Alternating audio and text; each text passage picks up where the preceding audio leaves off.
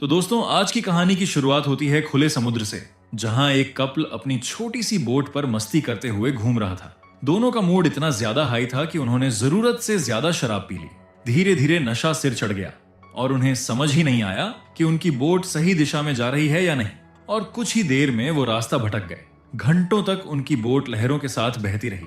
फिर अचानक उन्हें दूर समंदर के बीच एक बड़ा सा आइलैंड दिखाई दिया। उन्हें उम्मीद थी कि वहां कोई इंसान मिलेगा या कम से कम कोई ऐसी जगह होगी जहां मदद मिल सके। इसी उम्मीद के साथ उन्होंने अपनी बोट को धीरे धीरे उस आइलैंड की तरफ मोड़ा और कुछ ही देर में बोट किनारे लग गई। किनारे पर उतरते ही लड़की ने कहा कि वो आगे जाकर किसी इंसान को ढूंढती है, जबकि उसका बॉयफ्रेंड वहीं डॉक पर रुककर बोट को मजबूती से बांधने लगा। इसके बाद लड़की अकेली जंगल के अंदर चलने लगी और थोड़ी दूर जाने के बाद उसे एक बेहद अजीब जगह दिखाई दी, जहां चारों तरफ ऊंची बाड़ लगी थी। ये देखकर उसे लगा कि ये कोई मिलिट्री की जगह होगी, इसलिए उसने वहीं खड़े होकर जोर जोर से मदद के लिए आवाज लगाई, लेकिन अंदर से कोई जवाब नहीं आया। जब उसे लगा कि यहाँ कोई नहीं होगा तो वो वापस जंगल की तरफ मुड़ गई और सोचने लगी कि शायद जंगल के अंदर कहीं कोई छोटा सा शेल्टर मिल जाए। लेकिन जैसे जैसे वो आगे बढ़ी, उसे पेड़ों के बीच से अजीब सी आवाजें सुनाई देने लगी।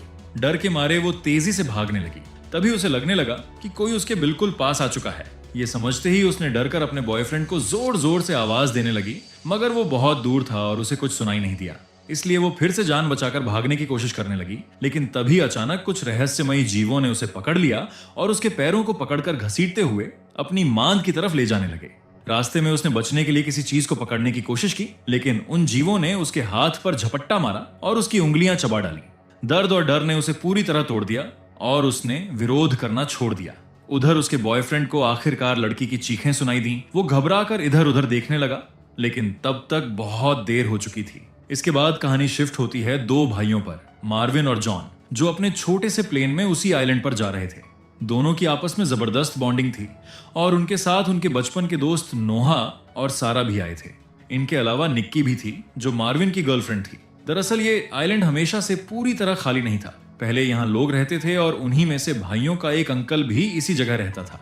इसलिए सभी ने मिलकर प्लान बनाया कि इस बार वो उसी पुराने खाली पड़े घर में वीकेंड बिताएंगे, ताकि शहर की भीड़ भाड़ से दूर कुछ दिन आराम और मस्ती कर सकें। जैसे ही वो लोग वहां पहुंचे, मार्विन और जॉन सीधे गैरेज में गए, जहां एक पुराना जनरेटर रखा हुआ था। दोनों ने उसे चालू करने की कोशिश शुरू कर दी। तभी उनकी नजर अपने अंकल की पुरानी कार पर पड़ी। उन्हें लगा कि इतने सालों बाद ये कार अब पूरी तरह खराब हो चुकी होगी, लेकिन हैरानी तब हुई जब थोड़ी मेहनत के बाद कार स्टार्ट हो गई।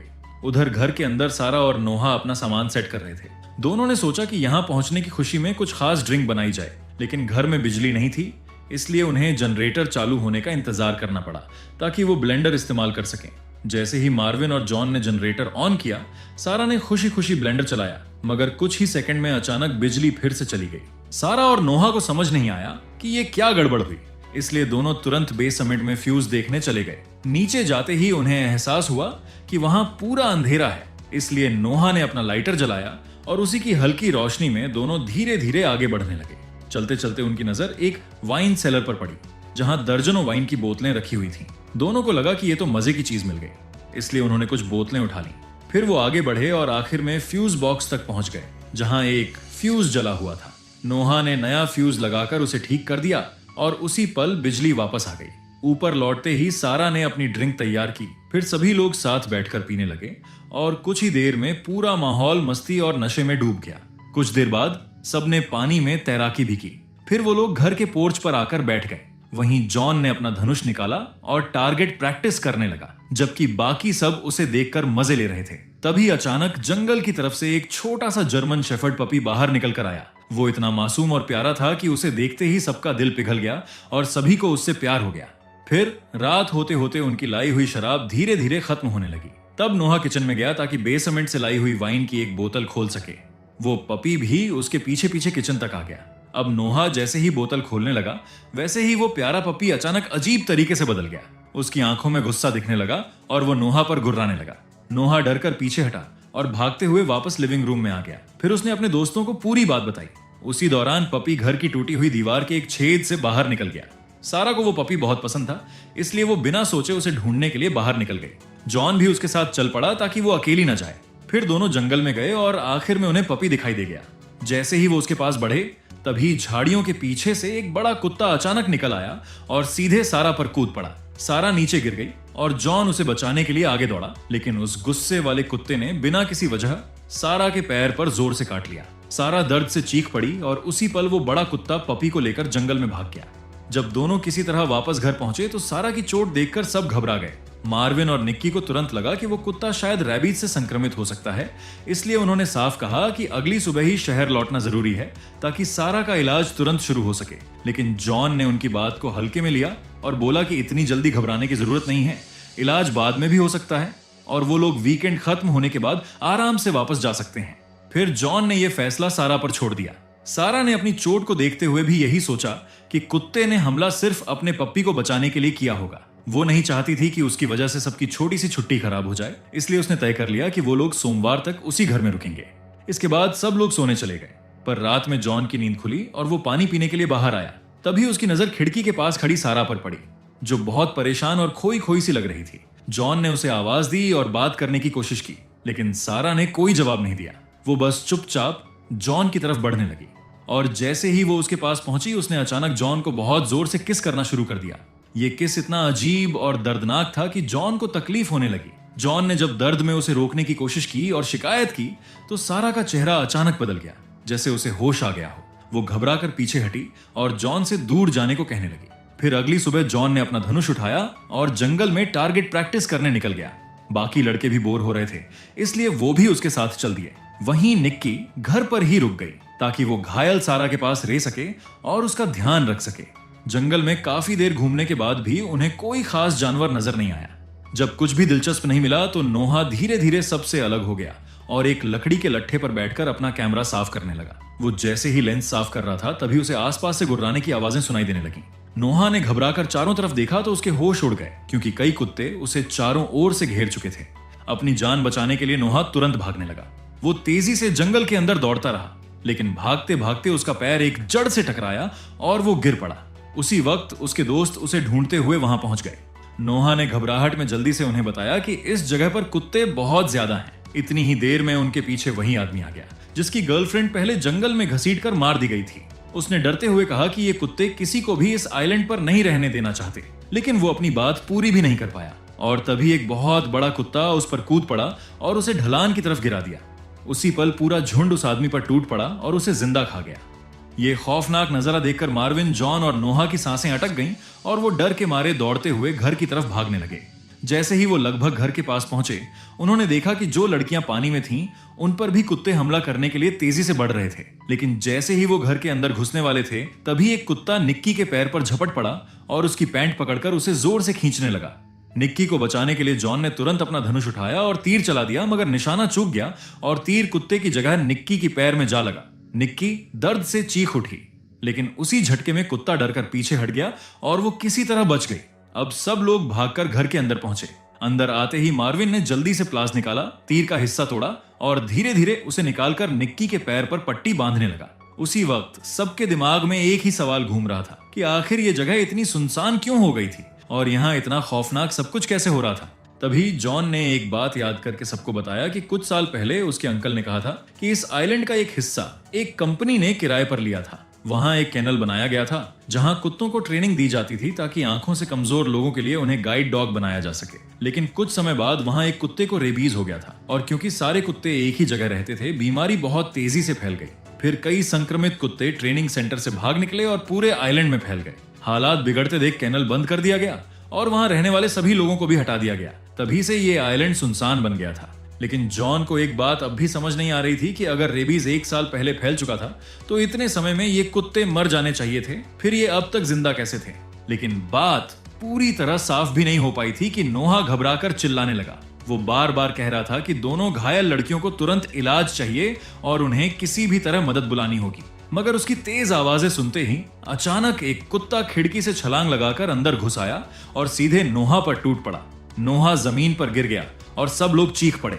फिर कुत्ता नोहा को छोड़कर उठ खड़ा हुआ और उसकी नजर सीधे सारा पर टिक गई। वो धीरे धीरे सारा की तरफ बढ़ने लगा। अब जैसे ही वो सारा तक पहुंचने वाला था, जॉन ने आखिरी पल में झपट कर उसे पकड़ लिया और पूरी ताकत से रोक दिया।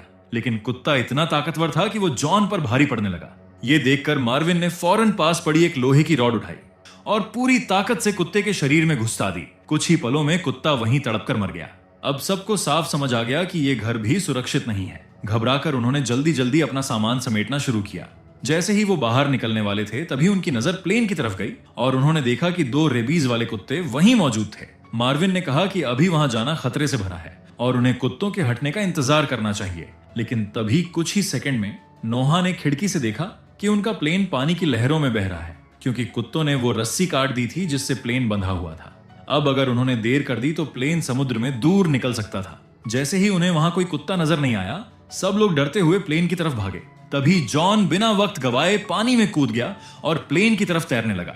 लेकिन जैसे ही वो पास पहुंचा, तेज लहरों के कारण प्लेन पलट गया। उसी पल जॉन की नजर पड़ी कि रस्सी काटने वाले दोनों कुत्ते असल में प्लेन के पंख पर ही छिपे हुए थे और अगले ही सेकंड दोनों कुत्ते भी पानी में कूद पड़े और जॉन की तरफ तैरने लगे। जॉन घबराकर तुरंत पलटा और पूरी ताकत से वापस अपने दोस्तों की तरफ तैरने लगा।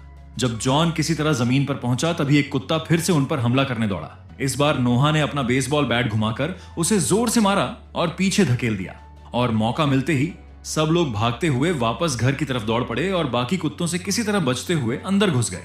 घर पहुंचते ही उन्होंने बिना समय गवाए खिड़कियों और दीवारों के टूटे हिस्सों को लकड़ी के बोर्ड लगाकर बंद करना शुरू कर दिया ताकि कोई कुत्ता अंदर ना आ सके। जब ये काम पूरा हो गया तो नोहा ने तुरंत इमरजेंसी कॉल करने की कोशिश की, लेकिन वहां मोबाइल में बिल्कुल नेटवर्क नहीं था। इसके बाद मार्विन और जॉन ने मारे गए कुत्ते की लाश को कपड़े में लपेटा और बाहर फेंक दिया ताकि बदबू और डर का माहौल अंदर न रहे। फिर उन्होंने बैठकर तेजी से फैसला लिया कि अब यहाँ रुकना सही नहीं है। उन्हें बचने के लिए आइलैंड के दूसरे सिरे तक जाना होगा। तभी उन्हें याद आया कि जो खून से सना आदमी भागकर यहाँ तक पहुंचा था वो भी जरूर किसी रास्ते से दूसरे हिस्से से आया होगा और इसका मतलब था कि वहां कहीं ना कहीं एक बोट मौजूद हो सकती है। फिर मार्विन ने यह भी कहा कि अगर बोट नहीं मिली तो उस संदिग्ध फैसिलिटी के अंदर कोई कम्युनिकेशन सिस्टम जरूर हो सकता है जिससे मदद बुलाने का एक मौका मिल जाए। इसी उम्मीद में सबने तय कर लिया कि अब उन्हें हर हाल में वहां तक पहुंचना ही होगा। प्लान बनते ही वो लोग गैरेज की तरफ जाने लगे ताकि पुरानी कार को फिर से स्टार्ट करके जल्दी निकल सकें। लेकिन जैसे ही वो बाहर निकले उन्होंने देखा कि कुत्तों का झुंड उस कुत्ते की लाश पर टूट पड़ा था जिसे वो बाहर फेंक कर आए थे, जहां कुत्ते उसे नोच नोच कर खा रहे थे। ये नजारा देखकर तीनों की हिम्मत टूट गई और वो तुरंत पलटकर घर के अंदर भाग आए। अब उन्हें समझ आ गया कि जमीन से होकर गैरेज तक जाना सीधा खतरा है, इसलिए उन्होंने दूसरा तरीका सोचने का फैसला किया। तभी मार्विन की नजर घर से गैरेज तक लगी एक मोटी रस्सी पर पड़ी। उसने तुरंत नया प्लान बनाया और कहा कि वो रस्सी के सहारे ऊपर से ही गैरेज तक पहुंच सकता है, लेकिन इसके लिए उसे बाहर लगी जिपलाइन की पुली चाहिए थी। मार्विन ने हिम्मत जुटाई और बाहर निकला। उसने देखा कि कुत्ते अभी भी लाश खाने में व्यस्त थे, इसलिए वो धीरे धीरे चुपचाप आगे बढ़ा और पुली की तरफ दौड़ पड़ा। उसने पूरी कोशिश की कि कोई आवाज ना हो, मगर फिर भी एक कुत्ते की नजर उस पर पड़ गई। पर मार्विन ने जल्दी से पुली उठाई और पूरी ताकत से भागते हुए वापस घर के अंदर आ गया और किसी तरह खुद को सुरक्षित कर लिया। इसके बाद मार्विन ने पुली को उस रस्सी पर लगा दिया जो गैरेज तक जाती थी। लेकिन उस समय निक्की ने मार्विन को समझाया कि वो हल्की है, इसलिए कार लाने के लिए वहीं जाएगी। मार्विन भी कुछ देर सोचा और फिर मान गया। सब कुछ तैयार होते ही निक्की रस्सी के सहारे स्लाइड करने लगी और दूसरी तरफ पहुंच गई। लेकिन जैसे ही वो हवा में लटकती हुई आगे बढ़ी, कुत्तों ने उसे देख लिया और वे उसकी तरफ दौड़ पड़े। उसके दोस्त उन्हें रोकने और ध्यान भटकाने की कोशिश करने लगे। इसी बीच निक्की ने जल्दी से गैरेज का दरवाजा खोला और अंदर घुस गई। गैरेज में पहुंचते ही निक्की सीधा कार के अंदर बैठी और उसे स्टार्ट करने लगी। उसने बार बार कोशिश की, लेकिन कार में कोई हरकत नहीं हुई। उधर बाहर कुत्ते लगातार दरवाजे पर धक्का मार रहे थे और उनकी ताकत बढ़ती जा रही थी। कुछ ही देर में उन्होंने गेट में इतना बड़ा छेद कर दिया कि अब वो अंदर घुस सकते थे। ये देखकर निक्की पूरी तरह घबरा गई। उसने तुरंत कार का सनरूफ खोला और उसी रास्ते से बाहर निकल गई। फिर उसने गैरेज की लकड़ी वाली बीम पकड़ ली और ऊपर लटक गई ताकि कुत्ते उसे पकड़ न सकें। बाहर खड़े उसके दोस्तों ने उसे खींचकर अपनी तरफ लेने की कोशिश की, लेकिन कुत्ते उछल उछल कर निक्की तक पहुंचने लगे। तभी आखिरी मौके पर जॉन ने धनुष से एक तीर चलाया और एक कुत्ते के दिल में मार दिया। कुत्ता वहीं गिर पड़ा और उसी पल निक्की की जान बच पाई। फिर धीरे धीरे रात हो गई और सब लोग सोचने लगे कि अब आगे क्या किया जाए। तभी अचानक घर की बिजली फिर से चली गई। सबको लगा कि शायद फ्यूज फिर से उड़ गया है, इसलिए नोहा ने कहा कि वो खुद नीचे बेसमेंट में जाकर बिजली ठीक कर देता है। जैसे ही वो नीचे पहुंचा उसे एक अजीब सा डरावना माहौल महसूस होने लगा और तभी एक कोने की तरफ से अजीब आवाजें आने लगी। नोहा ने घबराते हुए जैसे ही उस आवाज की तरफ कदम बढ़ाया, तभी एक कुत्ता अचानक उस पर झपट पड़ा और उसके गले पर कूद गया। कुत्ते ने नोहा का गला नोचना शुरू कर दिया और इतनी बेरहमी से हमला किया कि उसकी सांस की नली तक टूट गई। नोहा तड़पता रहा, लेकिन कुछ ही पलों में उसकी जान चली गई। नीचे से शोर सुनकर मार्विन और जॉन दौड़ते हुए बेसमेंट के दरवाजे तक पहुंचे, लेकिन तब तक उनका दोस्त मर चुका था। दोनों ने डर के मारे दरवाजा बंद करके कुत्ते को नीचे फंसाने की कोशिश की, मगर इससे कोई फायदा नहीं हुआ, क्योंकि उसी वक्त बाहर कई कुत्ते पागलों की तरह घर की खिड़कियों पर टूट पड़े। उन्होंने लकड़ी के बोर्ड तोड़ डाले और देखते ही देखते घर के अंदर घुस आए। अब सबके पास भागने के अलावा कोई रास्ता नहीं बचा था, इसलिए मार्विन, जॉन, निक्की और सारा तेजी से अटारी की तरफ दौड़ पड़े। लेकिन सीढ़ियों के पास ही एक कुत्ता अचानक मार्विन की पीठ पर कूद गया और उसे काटने लगा। मार्विन दर्द से चीख पड़ा। तभी जॉन ने पूरी ताकत लगाकर उस कुत्ते को पकड़ लिया और पीछे खींचकर मार्विन को किसी तरह बचा लिया। और अगले ही पल सब लोग किसी तरह अटारी में पहुंच गए और ऊपर से रास्ता बंद कर दिया। अब नीचे पूरा घर कुत्तों के कब्जे में जा चुका था और हर तरफ उनकी गुर्राहटें गूंज रही थी। अटारी में बस थोड़ा सा सामान और थोड़ी सी सप्लाई थी, इसलिए सब समझ गए कि उन्हें जल्दी कोई रास्ता निकालना होगा, वरना वे यहीं फंस कर रह जाएंगे। सुबह होते ही उन्होंने बहुत सावधानी से अटारी से बाहर झांक कर देखा। नीचे घर में अब कोई कुत्ता नजर नहीं आया और ऐसा लग रहा था कि सारे कुत्ते बाहर चले गए हैं। तभी मौका देखकर दोनों भाई जल्दी से नीचे उतरे और सीधे गैरेज की तरफ भागे। जॉन जाकर ड्राइवर सीट पर बैठ गया, जबकि मार्विन ने पीछे से कार को धक्का देना शुरू कर दिया। दोनों ने पूरी ताकत लगा दी और काफी कोशिश के बाद आखिरकार कार स्टार्ट हो गई। लेकिन कार की आवाज से कुत्तों को उनका पता चल गया और कुछ ही सेकंड में कुत्ते फिर से उनके पीछे दौड़ पड़े। ये देखकर मार्विन ने खुद को बचाने के लिए कार की छत पर चढ़कर धनुष उठाया और कुत्तों पर निशाना लगाने लगा। तभी एक कुत्ता कार के आगे वाले हिस्से पर चढ़ गया, इसलिए जॉन को तेज मोड़ लेना पड़ा। मोड़ लेते ही मार्विन का संतुलन बिगड़ गया और उसके हाथ से धनुष गिर गया। अब उनके पास लड़ने का कोई तरीका नहीं बचा था, इसलिए मार्विन तुरंत सनरूफ से अंदर उतर गया। उसी वक्त कार अचानक अपने आप बंद हो गई। अब धक्का देने का भी समय नहीं था, इसलिए जॉन ने कार को आगे एक ढलान की तरफ मोड़ दिया ताकि स्पीड से कार फिर चालू हो जाए। ये तरीका बहुत जोखिम भरा था, लेकिन किस्मत से कार फिर चल पड़ी और वो लोग मुश्किल से बच गए। अब कार चलती रही और दोनों भाई वापस घर की तरफ लौटने लगे, लेकिन रास्ते में एक खूंखार जर्मन शेफर्ड ने अचानक खिड़की में छलांग लगाई और मार्विन को काटने ही वाला था। तभी जॉन ने कार को साइड में मोड़ा और वो कुत्ता एक पोल से टकरा गया। इससे मार्विन बच गया।